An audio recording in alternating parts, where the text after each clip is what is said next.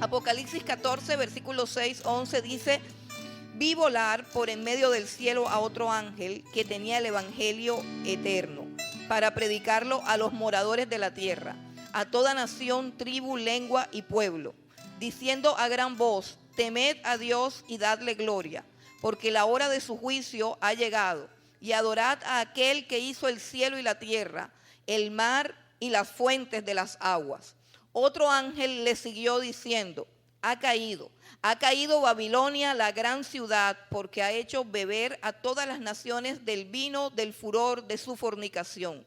Y el tercer ángel lo siguió diciendo a gran voz: si alguno adora a la bestia y a su imagen y recibe la marca en su frente o en su mano, él también beberá del vino de la ira de Dios, que ha sido vaciado puro en el cáliz de su ira, y será atormentado con fuego y azufre delante de los santos ángeles y del Cordero.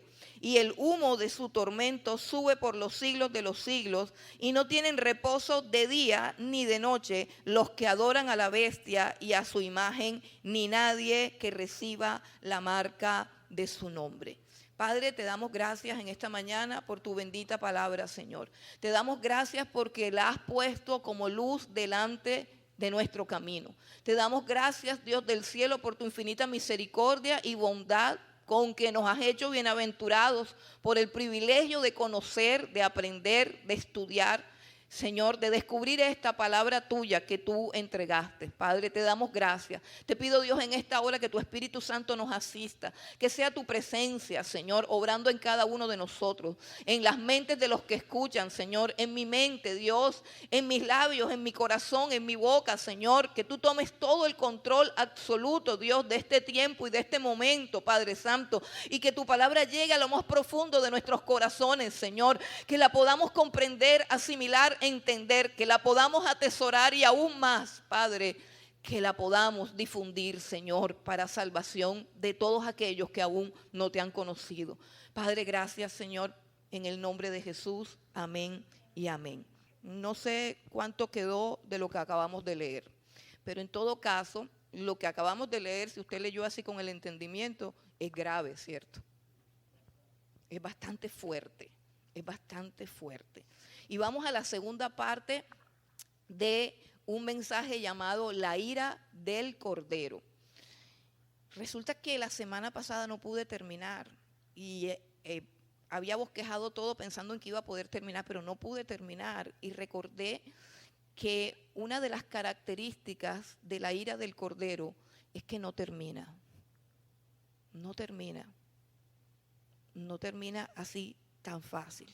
Y quiero que miremos algo de este texto, que nos concentremos específicamente en los versículos 9 al 11. Quiero invitarlos a que leamos nuevamente los versículos 9 al 11. Ya sabemos que hay 3 ángeles predicando, pero quiero que nos concentremos en el mensaje del tercer ángel.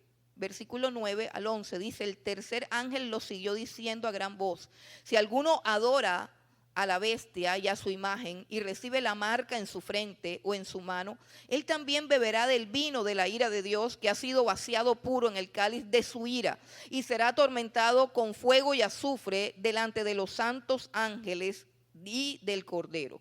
Y el humo de su tormento sube por los siglos de los siglos, y no tienen reposo de día ni de noche los que adoran a la bestia y a su imagen, ni nadie que reciba la marca de su nombre. Gloria a Dios. Lo primero que vamos a mirar aquí para poder aclarar un poco esto, yo sé que la principal curiosidad tiende a aquello de que la marca de la bestia, pero no quiero decepcionarlos, pero hoy no vamos a hablar de la marca de la bestia, vamos a hablar solamente un poquitico acerca de la bestia, porque este es un mensaje acerca de Jesucristo, un poquitico acerca de la bestia.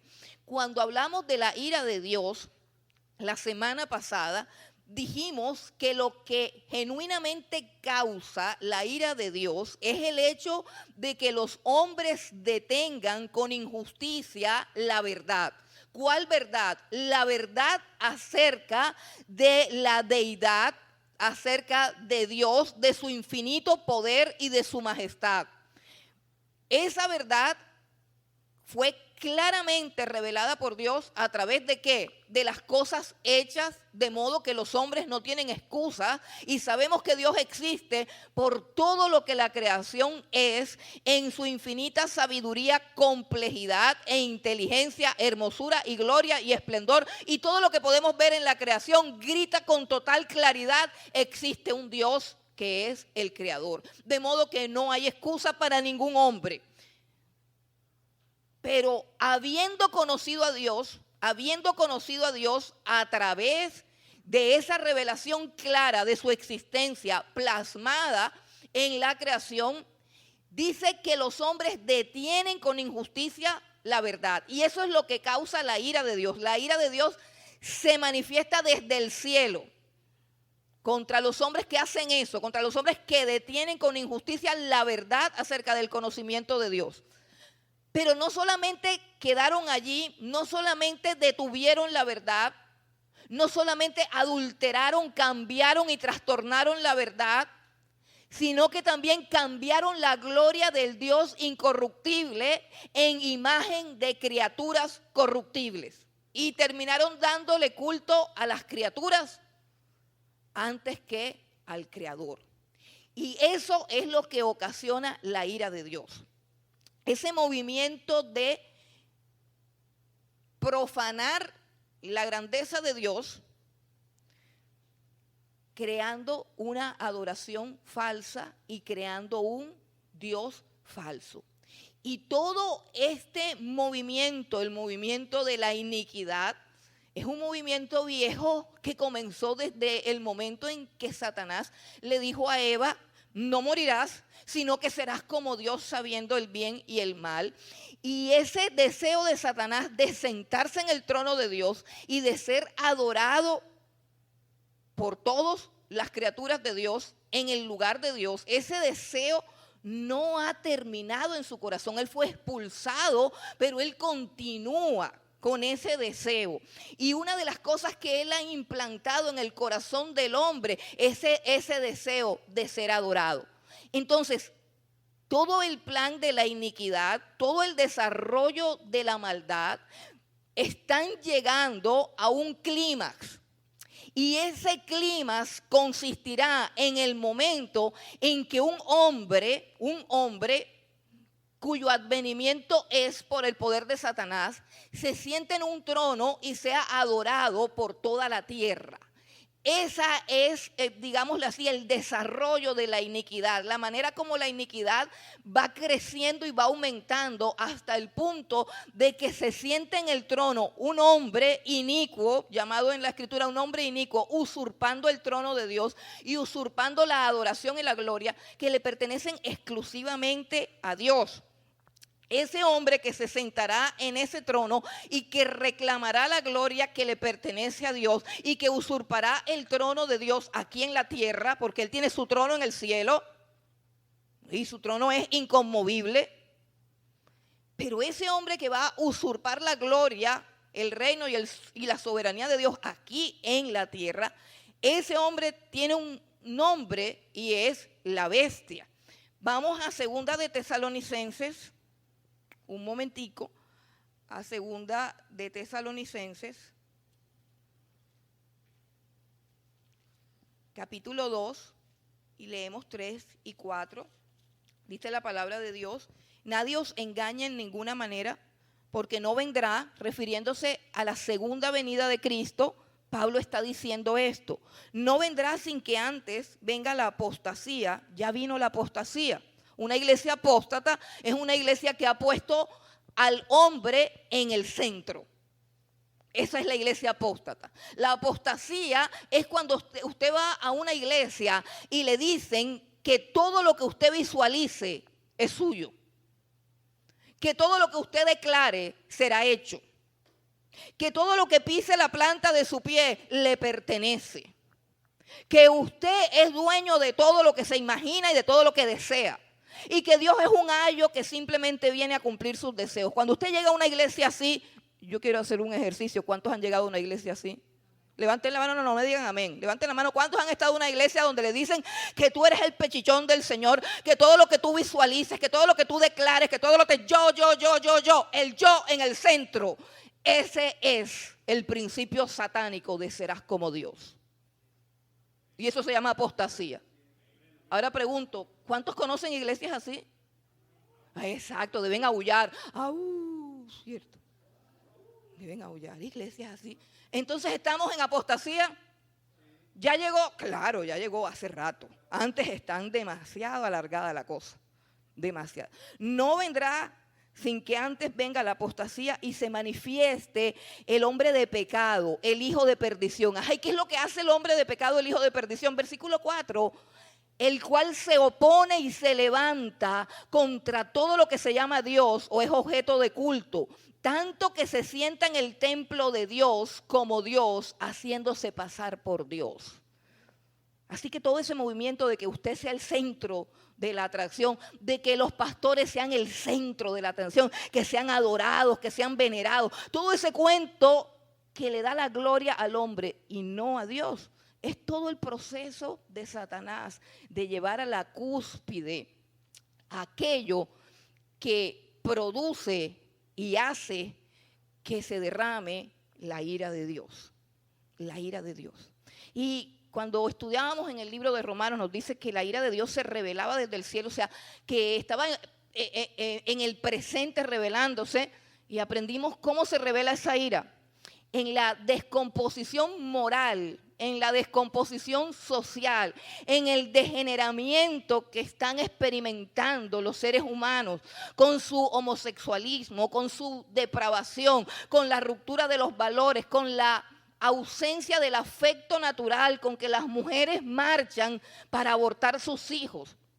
Y toda esa serie de cosas que para qué vamos a hablar de eso si venimos a hablar fue de la gloria del Señor Jesucristo, y de esas cosas las vemos todo el día en el noticiero. Pero todo eso es el avance de ese ministerio de la iniquidad que tendrá su clímax cuando un hombre llamado la bestia, y seguimos en 2 de Tesalonicenses, pero ahora vamos al versículo 9. 2 de Tesalonicenses 2:9 dice: inicuo, cuyo advenimiento es por obra de Satanás, con gran poder y señales y prodigios mentirosos. Esa es la bestia. Cuando Satanás logre colocar en el trono del universo a un hombre, para que la humanidad se adore a sí mismo y profanen de esa manera la santidad y la gloria del trono de Dios, el cual, dice la Escritura, es bendito por los siglos. Ahora, esa ira, que la llamábamos ira orgé e ira timos, recuerden, la orgé es la que se derrama al presente y que hace que los hombres se conviertan en esclavos de sus bajas pasiones. Esa ira tendrá otra manifestación. Esa ira corresponde al hecho de que Dios simplemente está enojado, ¿cierto? Yo les decía, como cuando una persona está enojada y no te habla. Pero otra cosa es cuando te vaya a hablar y te va a decir exactamente cómo es su enojo y por qué es su enojo. Entonces viene la ira timos, que es el tema del libro del Apocalipsis, que es la ira timos, que es la ira que se derrama. Es la ira que se derrama.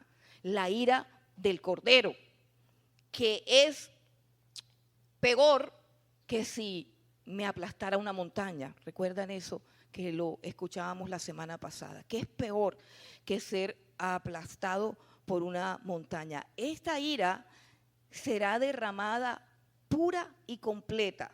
Vamos nuevamente a el libro del Apocalipsis, donde estábamos en el versículo 14, y vamos al versículo 10. Dice: él también beberá del vino de la ira de Dios, que ha sido vaciado. ¿Sí se da cuenta? Vaciado. Ha sido vaciado puro. ¿Qué significa la palabra vaciado? Cuando tienes un recipiente que contiene, por decirlo así, 1 litro completo de algún líquido, al vaciarlo significa que todo el litro va a ser derramado. Ok. Y cuando dice puro, se refiere a aquellos momentos, recuerden, en que tenemos que tomar algún remedio que es muy feo, que es muy horrible, que es difícil, y entonces nos dicen: lígalo con un poquito de agua. Dígalo con un poquito de agua para que no te arda el estómago. Bueno, esa ira no está ligada con nada. Será vaciada pura. Entonces, completa, es toda la ira del Cordero. Yo me atrevo a decir que después de esto, después de todo esto, el Cordero nunca más estará airado. Porque a partir de ahí vendrá un tiempo glorioso donde Él se gozará con su pueblo y con los que ha redimido. Pero toda la ira del Cordero se va a derramar y todavía no se ha derramado. Con todo y lo que hemos visto, sí, con todo y lo que hemos visto, no se ha derramado ni una gota todavía de esa ira timos.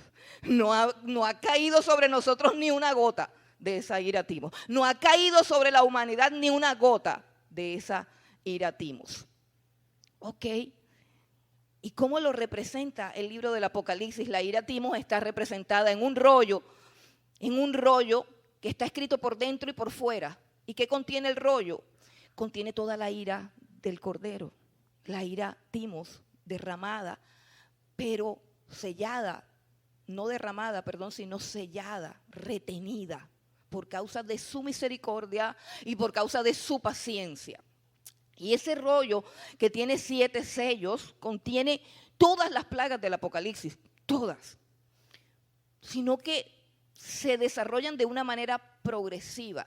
Es decir, cuando se abren los 7 sellos, vamos a encontrar que el 7º sello, o sea, cada sello contiene una plaga.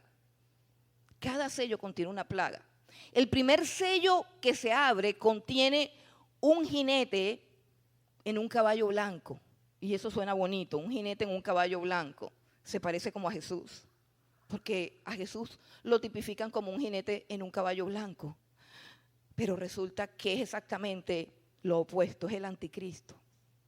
La ira timos comienza a derramarse cuando Cristo, el verdadero Cristo, allá en el cielo, con todos sus ángeles, simbolizados en los 24 ancianos que fueron redimidos de todo pueblo, de toda lengua, de toda nación, ahí en presencia de toda su iglesia gloriosa y purificada que está postrada ante Él, ahí Él saca el primer sello, y el primer sello es el advenimiento de aquel inicuo, de aquella bestia, viene para la tierra. Ese es el primer castigo, ese es el primer azote, y lo van a recibir como, ¡ay, tú eres el que estábamos esperando!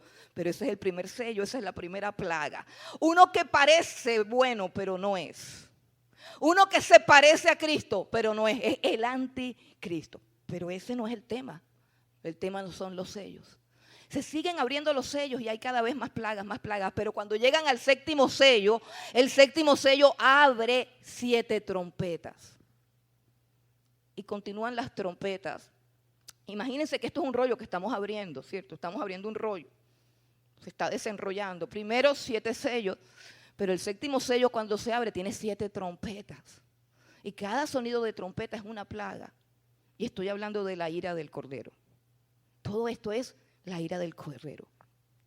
Pero cuando suenan las 7 trompetas, aparece un ángel con 7 copas de la ira de Dios. 7 copas de la ira de Dios. Y si se dan cuenta, estamos hablando de 7, 7, 7. Y son, ¿cuánto tiempo va a durar el desplazamiento, la apertura de estos sellos? ¿Cuánto tiempo va a durar? 7 años. Exactamente 7 años. Hay un tiempo de 7 años en los que hay un juicio de 7 sellos, 7 trompetas y 7 copas de la ira de Dios. ¿Por qué 7?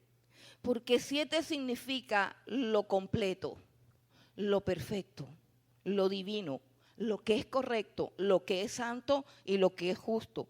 Eso es lo que significa el 7. Ahora, ese 7 ha sido demostrado en la Escritura como un proceso en el cual Dios quiere lograr algo. Por ejemplo, a Nabucodonosor, en el capítulo 4 del libro de Daniel,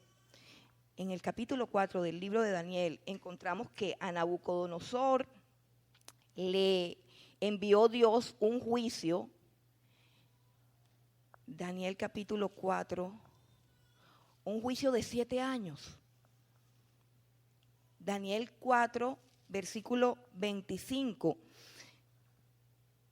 Daniel está interpretando un sueño a Nabucodonosor. Y en el versículo 25, vamos a leer desde el 24, Daniel le dice: esta es la interpretación, oh rey, y la sentencia del Altísimo que ha venido sobre mi señor el rey, que te echarán de entre los hombres, y con las bestias del campo será tu morada, y con hierba del campo te apacentarán como a los bueyes, y con el rocío del cielo serás bañado, y 7 tiempos pasarán sobre ti. ¿Cuántos tiempos? 7 tiempos. Y 7 tiempos pasarán sobre ti hasta que ¿qué? Hasta que conozcas que el Altísimo tiene dominio en el reino de los hombres y que lo da a quien él quiere. 7 años, Nabucodonosor, de locura. 7 años, Nabucodonosor, comiendo hierba. 7 años como una bestia. Tú, el hombre más orgulloso, más altivo, más soberbio y más prepotente de la tierra, el más poderoso de los gobernantes, 7 años humillado, hasta que tú reconozcas que el cielo es quien gobierna y no tú. Y Nabucodonosor logró llegar a ese proceso, logró que se cumpliese ese proceso. Y los 7 años de su locura terminaron y él fue restaurado nuevamente a su reino. Pero era un hombre nuevo, era un hombre diferente. Era un hombre que podía honrar a Dios y reconocer la grandeza del Dios Altísimo. De manera que esos 7 años de gran tribulación tienen un propósito sobre la tierra. Tienen un propósito sobre la vida de los hombres y sobre todo tienen un propósito sobre la gloria de Dios. El propósito de que se sepa que Dios es justo. El propósito de que se sepa que Dios en su misericordia hizo todo lo que en su bondad infinita podía hacer para impedir la perdición de los hombres. Y esos 7 años están llenos también de la misericordia de Dios. Aunque usted diga, pero ¿cómo? ¿Dónde? Yo no la veo. Hermanos, en esos 7 años acabamos de leer que hay 3 ángeles predicando. En esos 7 años, volvamos otra vez al Apocalipsis. Y en esos 7 años, dice el versículo 6, vi volar en medio del cielo otro ángel que tenía el evangelio eterno para predicarlo a los moradores de la tierra, toda nación, tribu, lengua y pueblo. Eso cuando fue en medio de la gran tribulación, un ángel volaba y predicaba el evangelio.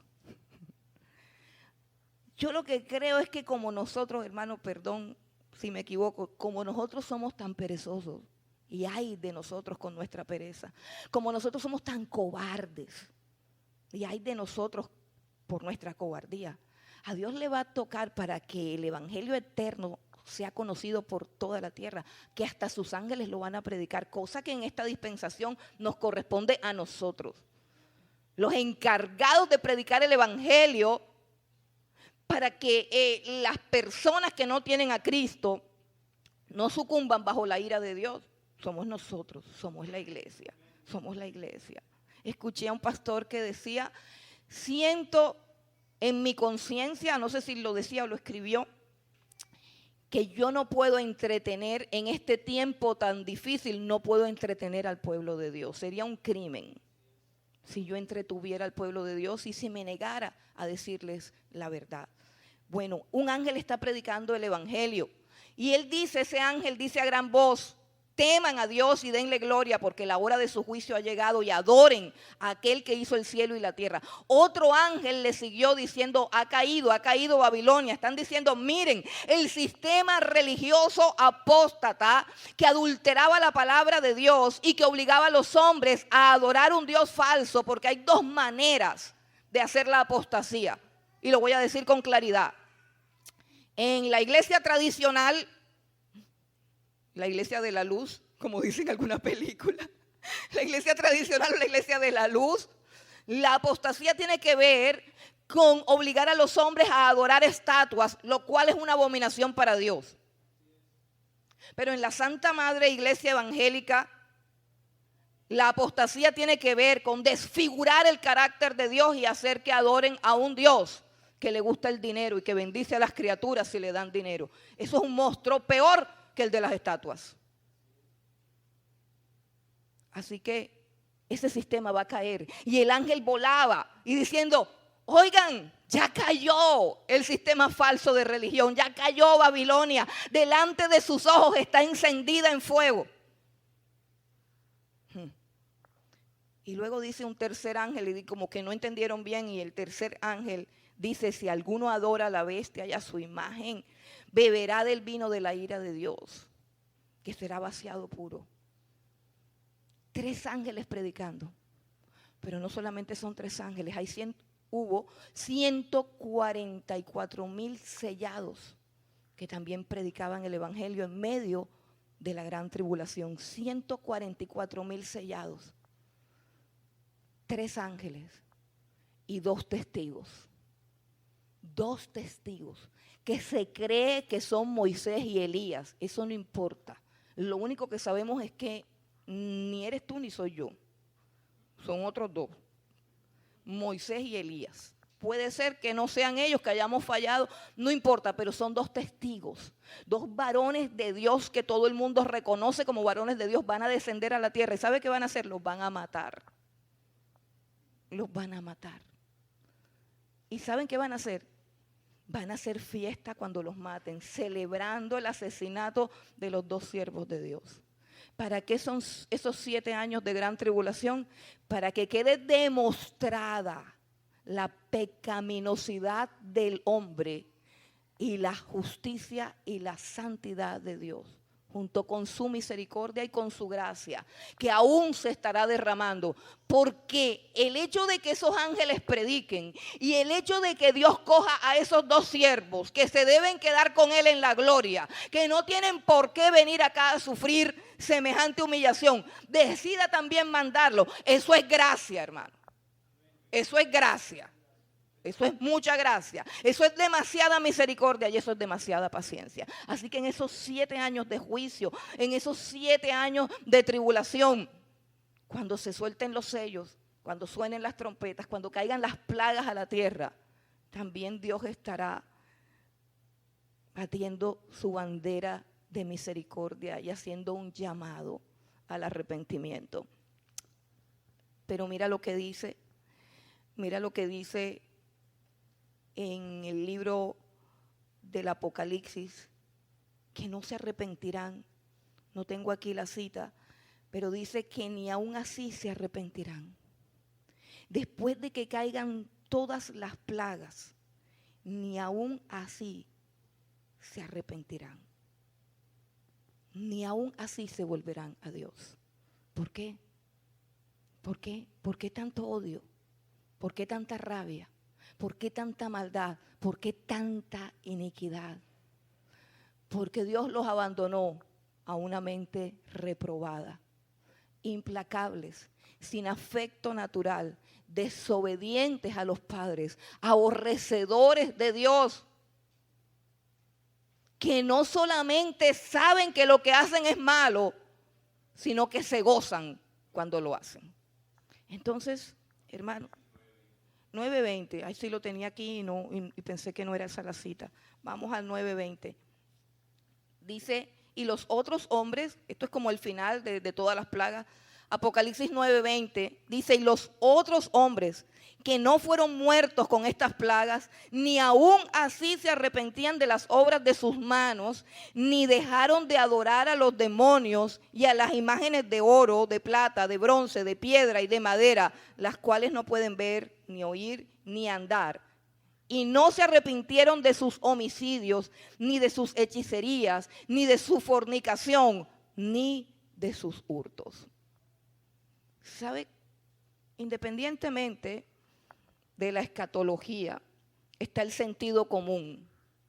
Si la Biblia dice que después de todas estas plagas los hombres no se arrepentían, es porque las plagas fueron dadas para que se arrepintieran, para que alcanzaran salvación.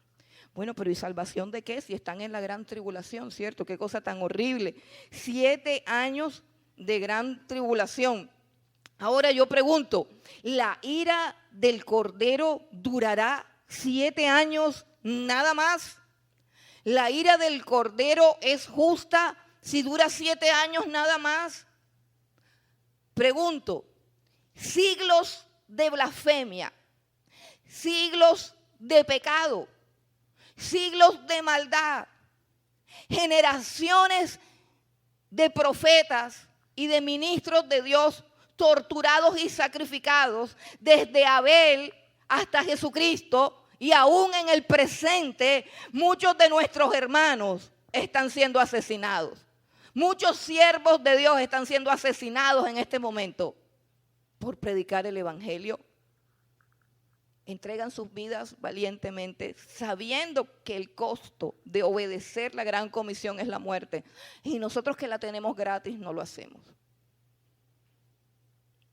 Repito la pregunta, ¿justicia no es darle a cada quien lo que cada quien se merece?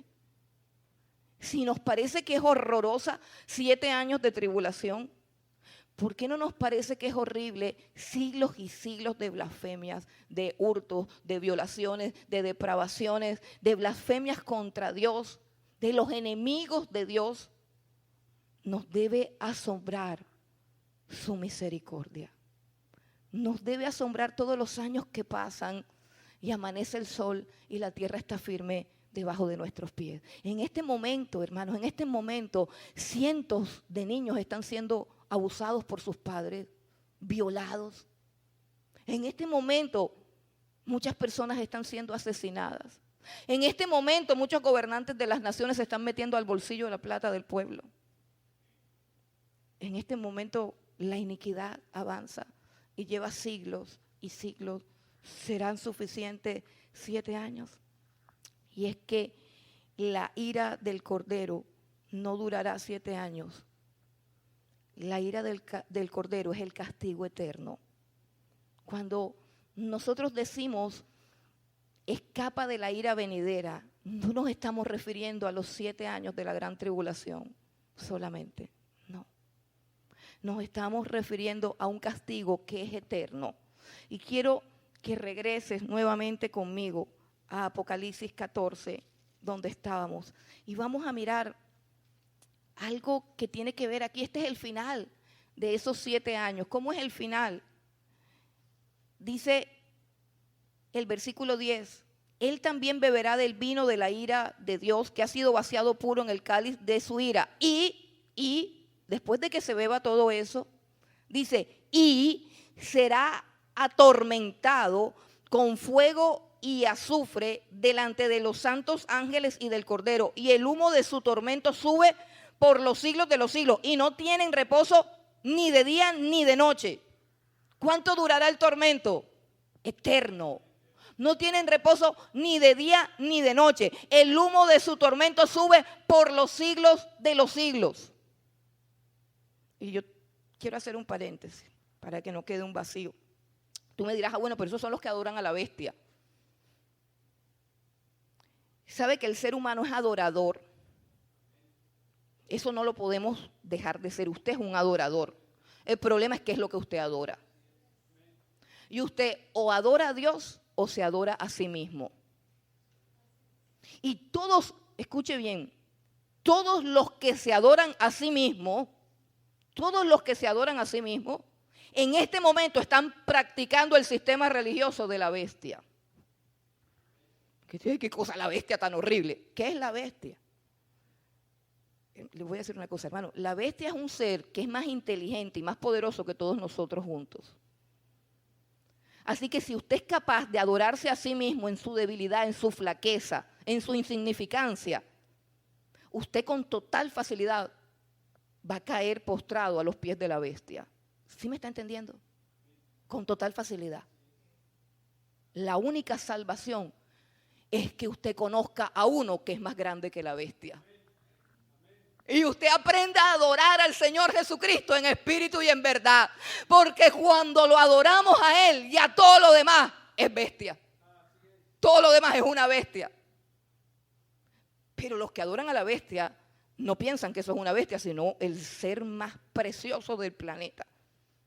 El hombre que por fin nos va a traer la paz.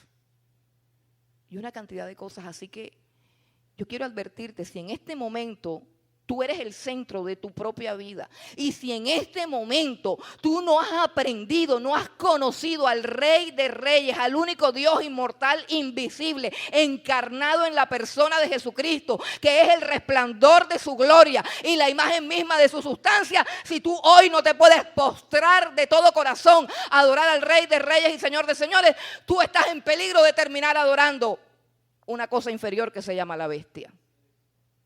Porque todavía te adoras a ti mismo, todavía tu yo es el centro de tu existencia. Y Jesús nos llama con un evangelio que dice, si alguno quiere venir en pos de mí, niéguese a sí mismo, tome su cruz y sígame. Porque el cristianismo verdadero que trajo Jesucristo y que predicaron sus discípulos es la negación del yo, no la autoafirmación, ni la autoconfesión, ni nada que tenga que ver con el yo, sino con Jesús. Con Jesús. Y el yo debe morir, debe ser crucificado. Entonces, este lugar que nosotros llamamos infierno, y nosotros llamamos infierno, pero déjeme decirle que no se habla del infierno. Eso de predicar del infierno es para pastores y ministros como yo que no tenemos amor. No tenemos amor. ¿Cómo así que vamos a hablar del infierno? Bueno, ¿quién tiene más amor que aquel que dio su vida por los pecadores? Jesucristo. Y Jesucristo habló bastante del infierno desde que Él enseña el Sermón del Monte. Y el Sermón del Monte es el discipulado de Jesús. Cuando a usted lo discipulan, ¿le hablan del infierno? Yo creo que no. Pero en el discipulado debemos hablarle a la gente del infierno. ¿Por qué? Porque Jesús habló del infierno. Ven conmigo a Mateo capítulo 5. Mateo capítulo 5, versículo 22.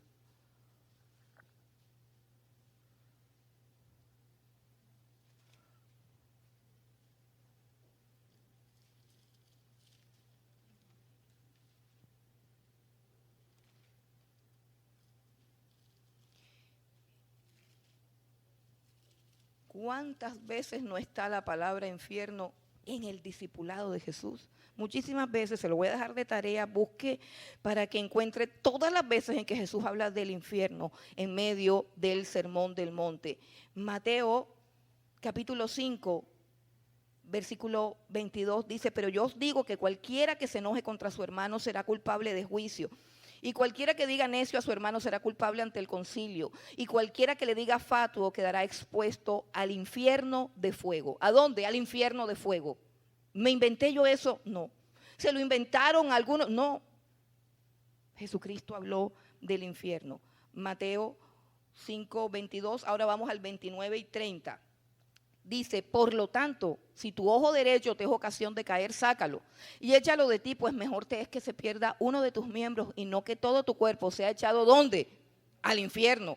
Y si tu mano derecha te es ocasión de caer, córtala y échala de ti, pues mejor te es que se pierda uno de tus miembros y no que todo tu cuerpo sea echado al infierno. ¿Qué es lo que va para el infierno? ¿El cuerpo también va para el infierno? Sí, el cuerpo y el alma.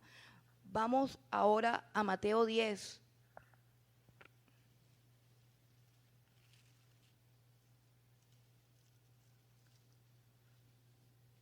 Mateo 10, versículo 28. Dice, y no teman a los que matan el cuerpo, mas el alma no pueden matar. Ah, no es solamente el cuerpo el que va para el infierno. Si fuera así. Teman más bien a aquel que puede destruir el alma y el cuerpo en el infierno. Es interesante esto, óigase bien.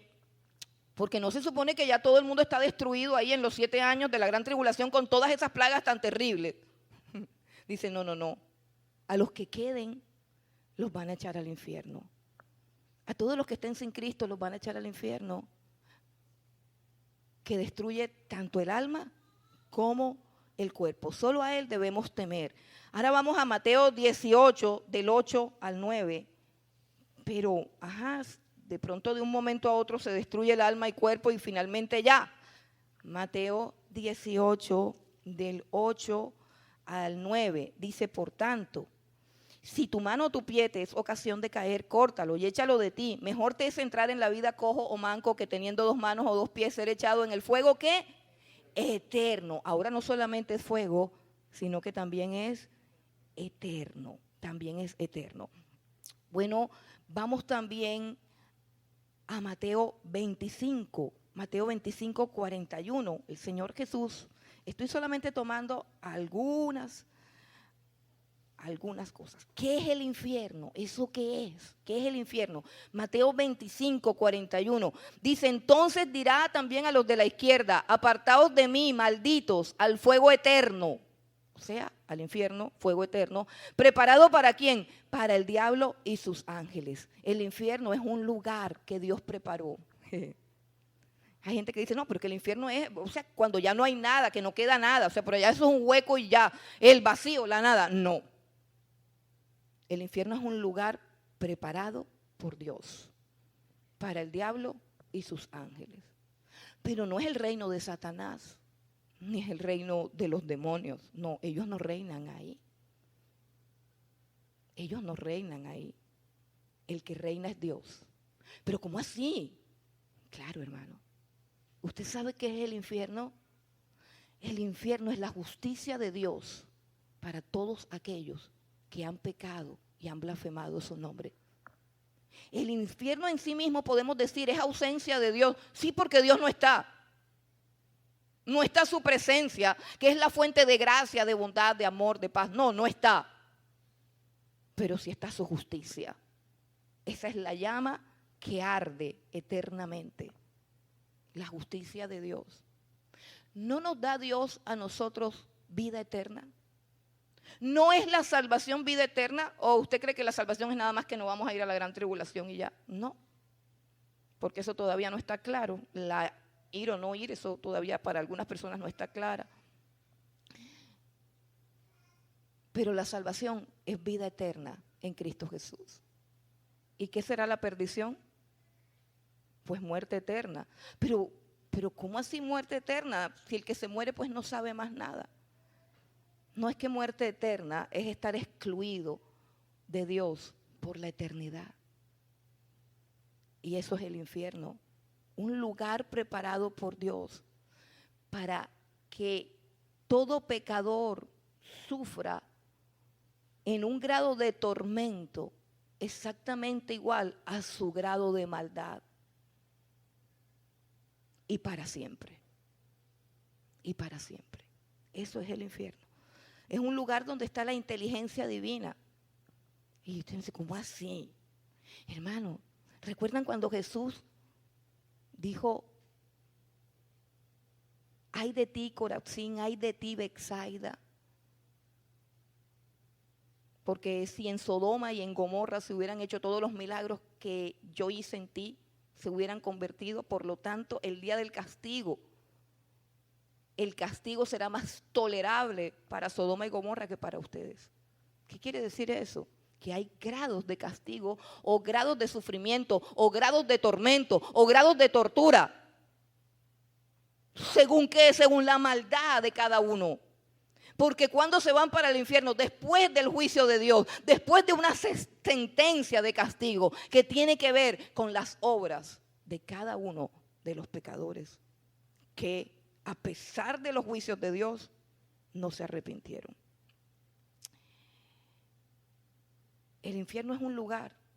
El infierno no es la gran tribulación. El infierno es un lugar eterno. Apocalipsis 19:20.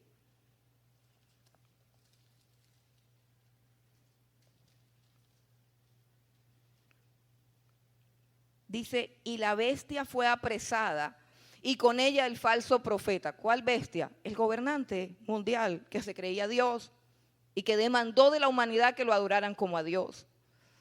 Y la bestia fue apresada, y con ella el falso profeta, que había hecho delante de ella las señales con las cuales había engañado a los que recibieron la marca de la bestia y habían adorado su imagen. Estos dos fueron lanzados vivos dentro de un lago de fuego que arde con azufre. Ese es el final, ese es el lugar. Y Apocalipsis 20, versículo 10 dice: y el diablo que los engañaba fue lanzado en el lago de fuego y azufre, donde estaban la bestia y el falso profeta, y serán atormentados día y noche. ¿Cuánto tiempo? Por los siglos de los siglos. Jesús habló del infierno. Ahora, ¿cómo es el lugar? ¿Cómo es el lugar? Jesús dijo en Mateo 13, vamos a Mateo 13. Mateo 13, versículo 41 y 42. Dijo Jesús: enviará el Hijo del Hombre a sus ángeles y recogerán de su reino a todos los que sirven de tropiezo y a los que hacen iniquidad, y los echarán en el horno de fuego. Allí será el lloro y el crujir de dientes. El lloro y el crujir de dientes. O sea que el infierno es un lugar donde se llora, donde se lamenta. La palabra lloro significa un quejido profundo de dolor, pero está acompañado también de un crujir de dientes. Y cuando investigamos, según el término griego, qué es crujir de dientes, no sé si ustedes recuerdan el momento en que una mujer derramó un vaso de alabastro, un perfume fino, sobre los pies de Jesús, y a los discípulos y especialmente a Judas, dice que crujieron los dientes, crujieron los dientes. Esos crujir los dientes no significa como que, ay, me está doliendo mucho y estoy crujiendo los dientes de miedo. No, crujir los dientes significa rabia, ira, enojo. Así que habrá llanto, pero no un llanto de arrepentimiento. ¿Sabe por qué, hermano? Porque el arrepentimiento viene de Dios. La capacidad de arrepentirnos de nuestros pecados proviene de Dios. Por eso ninguno de nosotros debe creerse perfecto, porque en el estado en el que estamos, si nos creemos perfectos, es porque Dios no está con nosotros. La obra del Espíritu Santo, el gran regalo de Dios. Cuando Jesús nos dijo, o les dijo a sus discípulos: a ustedes les conviene que yo me vaya, porque si me voy enviaré el Consolador. Y cuando el Consolador venga, ¿qué hará? Pues va a ponerlos a todos con el síndrome de la risa, les van a dar convulsiones, van a quitar demonios, se van a privar, van a vomitar. No dijo eso. Dijo: cuando el Espíritu venga, convencerá al mundo de pecado, de justicia y de juicio. Esa es la obra del Espíritu. Yo no creo en la gente que se tira en el piso. Yo no creo en tanta bulla, yo creo en la gente que se arrepiente, en la gente que llora por su pecado. Esa es la obra genuina del Espíritu Santo. Alguien que reconoce sus defectos, alguien que inclina sus ojos, alguien que llora y está asombrado de su gracia. Alguien que no se queja, sino que reconoce que Dios ha tenido misericordia. Esa es la obra del Espíritu Santo, convicción de pecado. En el infierno nadie se arrepiente, porque el corazón queda endurecido y la conciencia queda entenebrecida. En el infierno las almas arden de dolor y de ira y de odio contra Dios. Yo quiero que usted entienda eso. Cuando una persona llegue al infierno, ya no hay más esperanza para él. No existe el purgatorio, no existe el purgatorio. ¿Y sabe por qué no existe el purgatorio? Porque Jesucristo vino aquí a la tierra. Vino aquí a la tierra a pagar por nuestros pecados. Y solamente hay dos opciones: o Cristo o el infierno. Solamente hay dos opciones: o Cristo o el infierno. Jesús habló claramente acerca del infierno, que es un lugar real, un lugar donde se manifiesta la justicia, la ira divina, un lugar a donde irán todos aquellos que no tienen a Cristo. Pero lo que más me gusta de la ira del Cordero, y vamos nuevamente a Apocalipsis 14, lo que más me gusta de la ira del Cordero está en el versículo 10. Dice: será atormentado con fuego y azufre. Y yo quiero que usted subraye una palabra que es la que más me gusta de todo este texto. Será atormentado con fuego y azufre delante de los santos ángeles y del Cordero. Delante de los santos ángeles y del Cordero. ¿Qué quiere decir eso? Que será un espectáculo público. Será un espectáculo universal. Será un espectáculo visible para todos los santos y para el Cordero. Para todos aquellos que han sido santificados por el Cordero. Jesucristo fue escarnecido, fue burlado, fue difamado, fue escupido, fue latigado y crucificado públicamente. Fue hecho espectáculo. Jesucristo es un espectáculo. La muerte, la pasión y la humillación de Cristo son un espectáculo universal y visible para todas las generaciones. Porque la ira del Cordero se trata no solamente de la ira por nuestra injusticia o por la injusticia de la humanidad que no ha creído en Él, sino que también se trata de una vindicación pública del Señor Jesucristo. Escucha bien. No solamente serán castigados los pecadores, sino que Jesucristo será vindicado delante de los pecadores. Y entonces aquello también será un espectáculo público, presenciado por Cristo y por todos nosotros los que estamos en Cristo. Y yo quiero que pienses detenidamente en esto, porque yo no sé cómo va a ser. ¿Cómo vamos a hacer para contemplar a personas que conocimos en el infierno? ¿Y te has puesto tú a pensar que de pronto alguna de esas personas son familiares tuyos? ¿Y cómo va a suceder que esto sea vindicación para Cristo y vindicación para la iglesia? ¿Sabes? Porque aún ellos tampoco han sido vindicados. Yo quiero que vengas conmigo a 1 Corintios, cuando el apóstol Pablo dice esto acerca de su vida y de la vida de todos los apóstoles. 1 Corintios, capítulo 4, versículo 8 al 13. Pablo le escribe a los falsos maestros, al falso cristianismo de la prosperidad. Estas son palabras del apóstol Pablo para todos aquellos que se dicen ser cristianos, pero que son enemigos de la cruz de Cristo, cuyo Dios es su propio vientre y que solo piensan en lo terrenal.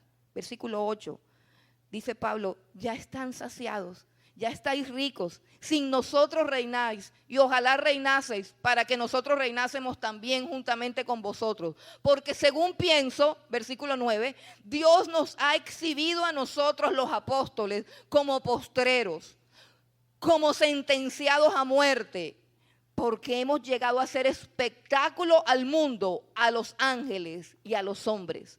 Nosotros somos insensatos por amor a Cristo, mas vosotros prudentes en Cristo. Nosotros somos débiles, mas vosotros fuertes. Vosotros honorables, mas nosotros despreciados. Hasta esta hora padecemos hambre, tenemos sed, estamos desnudos, somos abofeteados y no tenemos morada fija. Nos fatigamos trabajando con nuestras propias manos. Nos maldicen y bendecimos. Padecemos persecución y la soportamos. Nos difaman y rogamos. Hemos venido a ser hasta ahora como la escoria del mundo, el desecho de todos.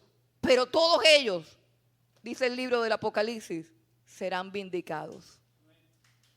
Tanto Pablo como Pedro y como todos los que han sufrido por causa del nombre de Jesús, estarán de pie contemplando cómo la ira del Cordero consume a aquellos que los crucificaron.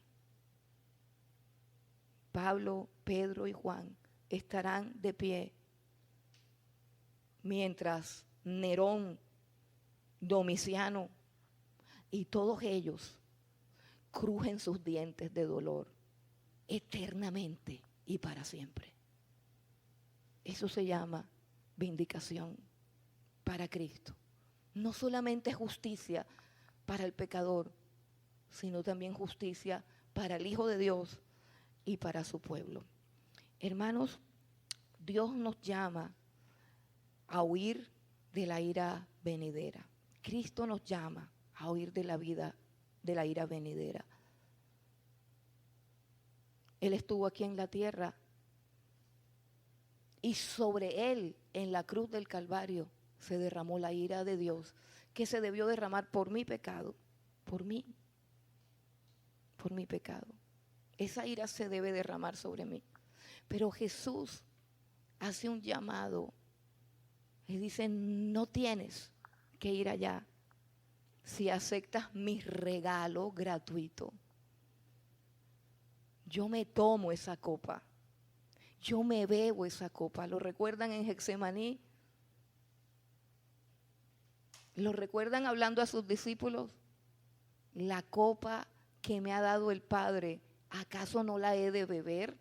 Y la copa de la ira de Dios por mis pecados y por tus pecados se derramó en Cristo Jesús en la cruz del Calvario, para que tú no vayas al fuego eterno. Y ese es el único evangelio que existe, simple y sencillo. Ya lo conoces, ya lo conoces. Hoy el Señor te llama a que hagas una decisión. Y si hay alguien aquí que no se ha decidido, y si hay alguien aquí que no ha entendido, y si hay alguien aquí que no ha comprendido, si no has experimentado un arrepentimiento genuino, si crees que consiste en simplemente en visitar una iglesia evangélica y no en el destino eterno de tu alma, yo quiero invitarte a que hoy tú cierres tus ojos y con tus propias palabras le pidas perdón al Señor y le pidas al Señor Jesucristo que tome tu vida y que tome todo tu ser y aceptes el sacrificio de su gracia para perdón de tus pecados, para salvación del juicio eterno y para que tengas también vida eterna en su presencia.